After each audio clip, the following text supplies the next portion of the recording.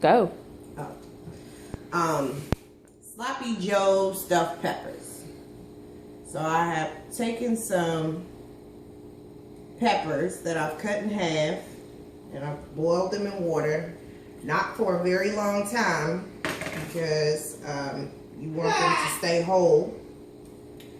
And I use Sloppy Joe. This is 10 carbohydrates per half of or 1/4 of a cup, minus the fibers. That's 8. Again, it's not all my meals are for 20 and under carbs. So I made Sloppy Joe. I used turkey ground beef, and I'm gonna take my meat that's already cooked and stuff my pepper.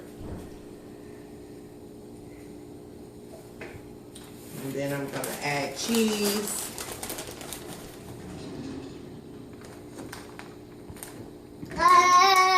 Yeah. And sour cream. And there you go. You have a stuffed pepper with Sloppy Joe. Thank you for watching.